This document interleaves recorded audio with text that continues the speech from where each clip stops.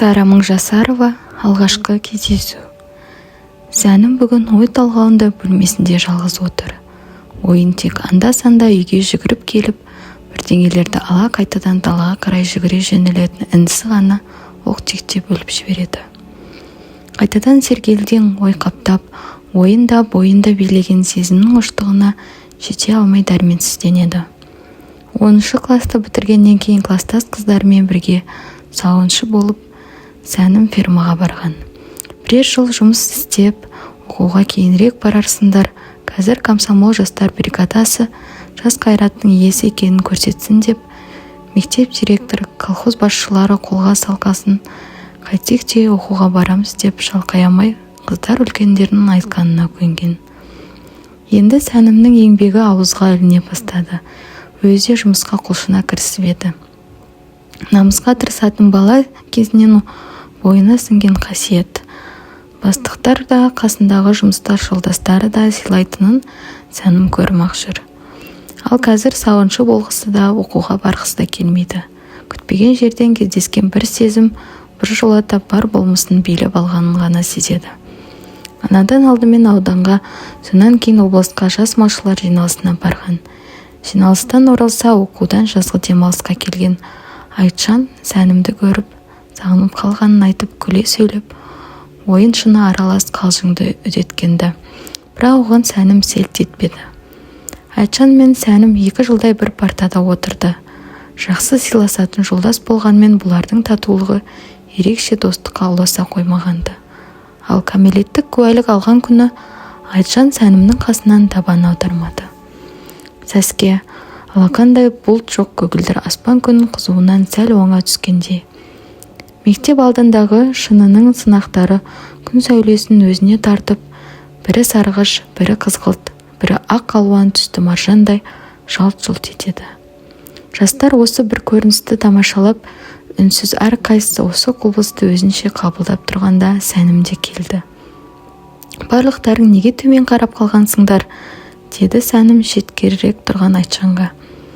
Мынау жылтыраған шынылардың сыныға демекен, көздің жауын алады. Айтжан шыныларды нұсқады. Өздерін сындырған терезенің сынығы ғой, қимасаңдар жинап ескерткішке ала кетіңдер. Сынық біздік екен рас, бірақ біразын қыздардың қалтасына салып береміз. Қыздарсыз бұл терезе сынбайтын еді. Бізге әйнек керек болса, сынық жинамайық бүтінін аламыз деген Сәнімге жауап қайыра алмай Айтжан аңырап қалды. Қыз сөзінің ілгешегі бар екенін түсінсе де, аузына сөз түспеді. Ал Сәнім кластағы сұлу қыз сарқытқа бола төбелес шығыпты, оның ішінде Айтжан да болыпты дегенді қыздардан естігенді.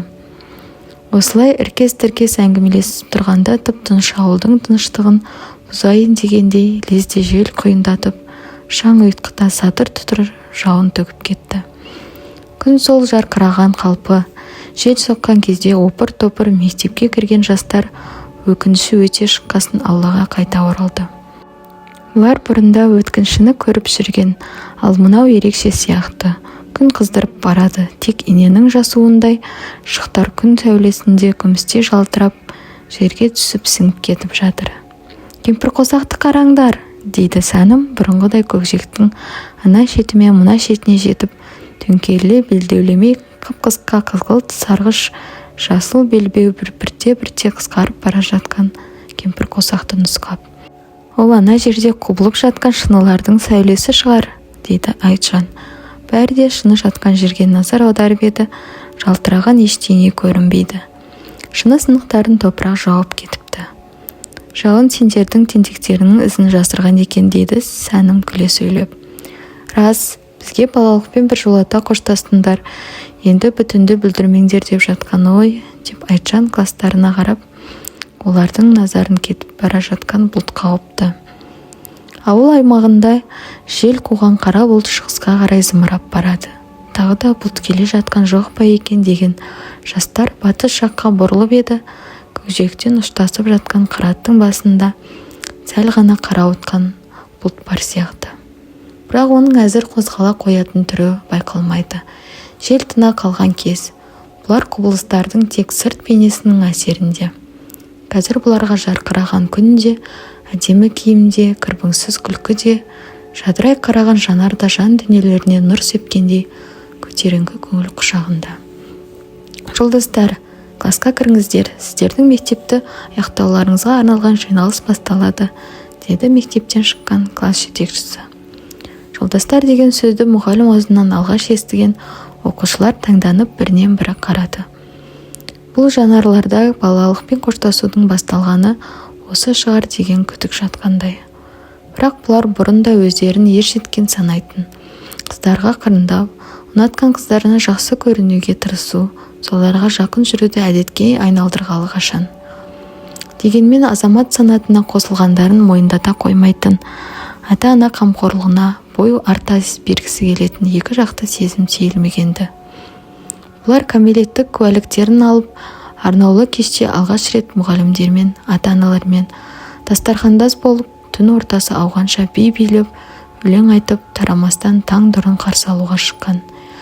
Әндетіп, күліп ойнап ауылдан едәуір жердегі дөңестің басына шыққанда, таң қараңғысы сейіліп, шығыс жиегі бозара бастады. Қатарласып, қол ұстасып күнді күтуде. Әр қайсысы өз болашағына үміт артқанда болар. Таң сарғайып, күн шеті көрінгенде, қол шапалақтап қуаныш сезіміне енді. Осы кеште таң атқанша Айжан Сәнімнің қасынан табан аударған жоқ. Балаң жігіт өзіне ерекше көңіл аударғанына масаттанғаны болмаса, Сәнімнің жан сезімі ояны қоймағанды. Ал мына өзін билеп өшеленіп бара жатқан сезім басқаша. Аудандық малшылар жиналысында облыстық слетке баратындардың тізімін оқығанда, оның ішінде Сәнімнің де аты аталды. Әр қайсысы өз колхоздарынан келесі аптада хабарлау күтпей облыстық баратындарына айтып болғасын жиналыс жабылды. Белгіленген мерзімде облыс орталығына келгенде тұс-тұстан жұрт жиналып жатыр екен. Ертеңіне орталықтағы мәдениет үйіне келеді де кейінгі қатардағы бір бос орындыққа отырды. Залда адам көп, өзара сөйлескен, күлген дауыстар араның ұясындай гуілдеп ештеңені анық естіртпейді. Бұлардың ешқайсысын танымайтын Сәнім жалғыз өзі алағызғандай қоңылтақсып отырғанда қасына ашаңдау жігіт келіп орналасты. Оған Сәнім зер салған жоқ. Оң жағында отырған орыс әйелі ар жағындағы біреумен әңгімелесіп күлімен болғанына мазасын алғандай ренжуледі. Ал жиналыс басталғасына мына жігіт ауық-сауық Сәнімге көз қиығын тастап берді. Сәнім болса ештеңені сезбегендей төрге қараған қалпы баяндамашының бір сөзін жібермей тыңдап отырғанға ұқсайды. Бірақ мына жігіттен бір жылы сезім өзіне қарай өрмелеп келе жатқандай. Бірте-бірте бойын шарлап барады. Үзілістен кейін де ол орнына қайта келіп отырды. Сонда да танысуға талпынған әрекет жоқ. Осы үнсіз тұтанған қызу қызды баурап барады. Сәнім де жігітте еркін билеп алған бейтаныс сезім билігіне енген сияқты. Қозғалса осы бір күтпеген жерден тап болған қызудан айырылып қалатындай екеуі де тапжылмайды. Олар өздерін жаулап алған сезімді қысқыштай қоритын тәрізді. Осылай үнсіз ұйытқан сезіммен жиналыстың алғашқы күні аяқталды. Жиналыстан Сәнім күн бата шықты. Ойын билеген жайтты біреу сезіп қалатындай, өзінен өзі қуыстанып, алды-артына қарамай, қонақ үйіне қарай жортып келеді. Біреудің қатарласа бергенін байқап қарап еді, ол жаңа ғана қасында отырған жігіт екен. Қыз жүрісін сәл баяулатты. Тым шамшаң жүреді екенсіз. Ол жігіттің қызға алғаш тіл татқан сөзі. Қараңғы түсіп келеді ғой, қыз аузына да өзге сөз түспейді. Қай ауданнан келдіңіз? Қыраттан. Атыңызды білуге болмас па екен? Сәнім. Менің атым Қанат. Көңілді ауданынан келіп едім. Бар танысу осымен аяқталды. Қонақ үйіне жеткесін әрқайсысы өз бөлмелеріне қарай бұрылды. Бұларды билеген сезім сөзге айналып, жан дүниесін онан әрі қытықтамай, өз ойларын қыдыру тауып ұялап барады. Бөлмеге өзімен бірге орналасқан әйел тым кеш оралды. Сіз неге ерте кетіп қалдыңыз?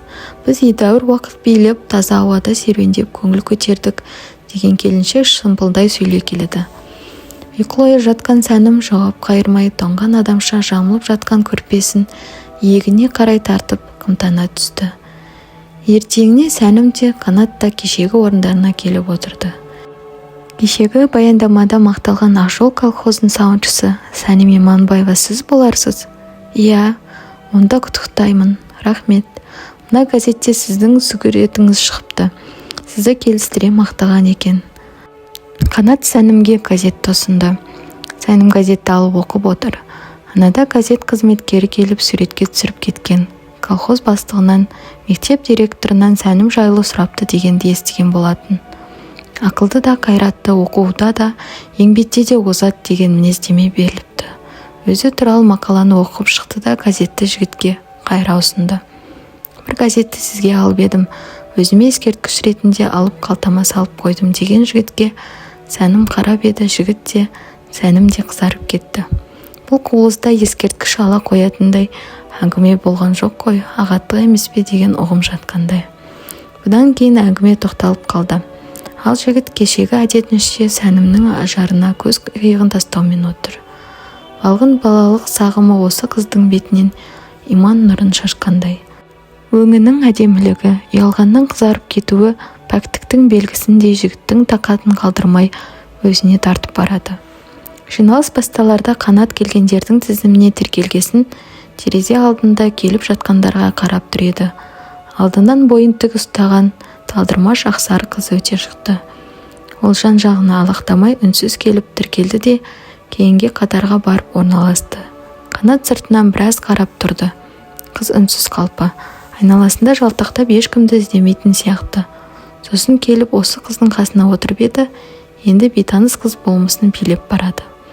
Алғашында әдепсіз көрінбейін деп бірден тіл қатудан бас тартқанды, енді қыздың сөзді үдетпей қысқа жауап қайтаруы тіпті тілін байлап амалын қамап тастағандай.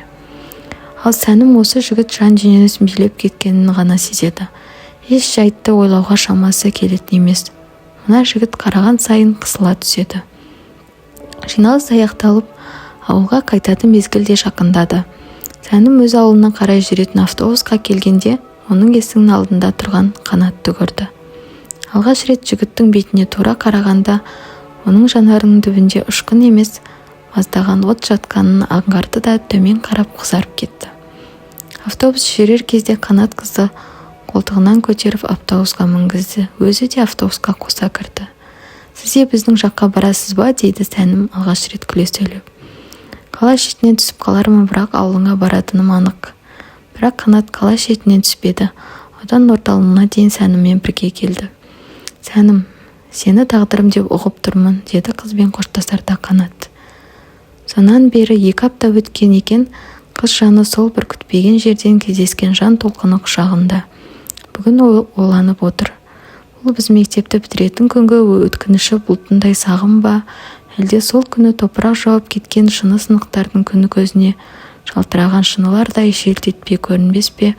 Олай болса неге Қанат үнемі оң жағымда отырғандай ыстық сезіміне ажырай алмаймын? Бұл жағдайынан сейілу былай тұрсын, сағыныш сезімі үдеп барады.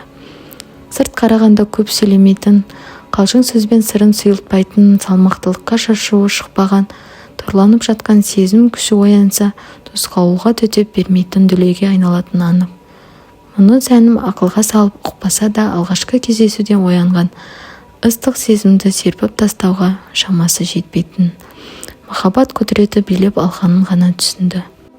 Дәл осындай күшті сезім Қанатты Сәнім ауылына қарай жолға шығарды. Біріне бірі ұмтылған алғашқы махаббат кездесуі жақындаған сайын сағыныш сезімі үдеп барады. 1956 жыл маусым.